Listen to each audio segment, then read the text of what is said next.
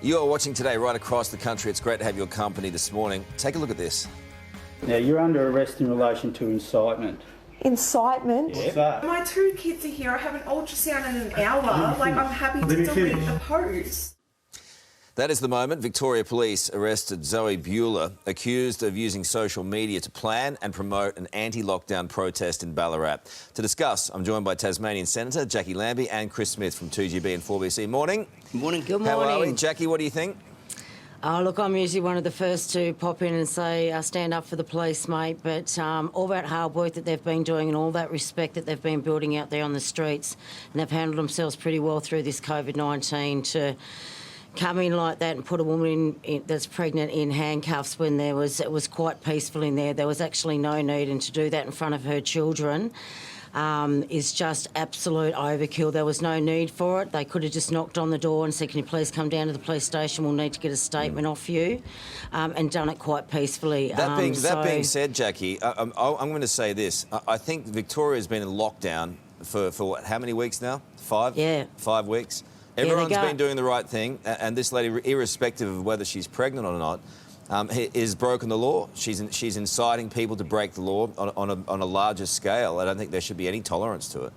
Well, I still think it could have been done a lot more peacefully than what the police did it. There was no need to put handcuffs on. You only put handcuffs on, mate, when things are out of action. People were prepared to go peacefully. There was no need for that. I agree with that. I agree with that part of it. Chris, the handcuffs? Oh, look, this is way over the top. This will become the symbol of dictatorial control in Victoria. You have got so many Victorians angry, upset about the situation at the moment, and I'm not saying they shouldn't partially lock down the state, in particular Melbourne. I'm not saying that. They have gone over the top in terms of lockdowns and curfews.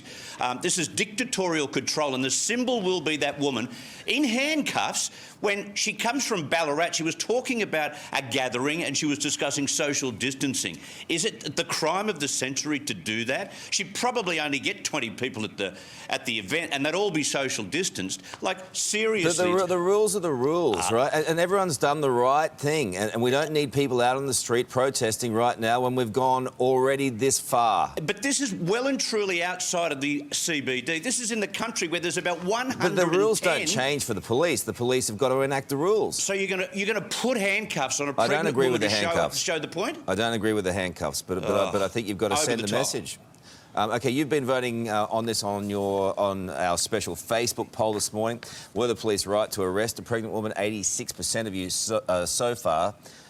That's a surprise. Say yes, police were right to make the arrest. Only 14% saying no.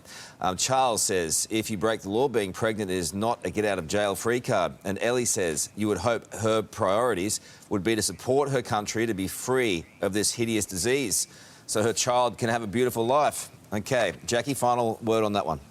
Yeah, like I said, look, she's inciting it is not good, but it was just the way it was done. I just don't think it needed to be done the way that the police did it. That's all. It could have just been controlled a lot better. Handcuffs a little bit over the top. OK, let's move on. And there could be one of the frostiest relationships in politics laid bare yesterday for all to see. I've reached out to her again this morning, and I hope she returns my contact. And when do you expect to have that chat with Gladys? Sorry? Oh, we're having a chat this afternoon. OK? All right, thank you. I mean, there's so much to talk about. The border restrictions, travel between the states, and also why a 400-strong AFL entourage can breeze into the Sunshine State ahead of the grand final while many others are locked out. Jackie, the premiers, it's like a political UFC. Oh, there's nothing better than at 6 o'clock in the morning watching a bitch fest. I've got to be honest with you. Come on. Come on. Honestly. I'm glad you said that. Yeah, give him some gloves, mate. Let's go. Chris, over to you. I can't beat that. And this is... And this has been going on for months. It's like the sort of behaviour you get through, you know, irascible local councillors who don't like talking to each other or turn their chairs against each other. It is so immature. It is so amateur.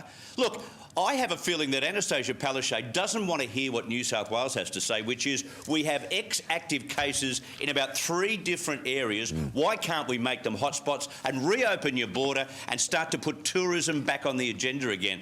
It will make so much sense, but Anastasia Palaszczuk doesn't want to do that because she's getting too close to that election, and the polls are telling her to keep her country shut. Yes, it's the great country of Queensland. The AFL bigwigs flew straight at the Gold Coast. While some cancer patients can't get to hospitals for treatment, it is a double standard no matter what way you look at it. But what do you think about the AFL and how that's all been handled up there, Jackie? Well, look, mate, honestly, I would have liked to have seen a lot more games in Tasmania, you know, so we were a little bit disappointed down there. I think having them guys down there would have been great. So from a Tasmanian point of view, we are quite disappointed that you guys are having all the share and we're not getting one bloody bit of it. Where? In Tassie. We want those games down there, mate. I told you, that's where the grand final should be. Come on. And finally, remember this classic Aussie movie, Danny Deckchair, folks?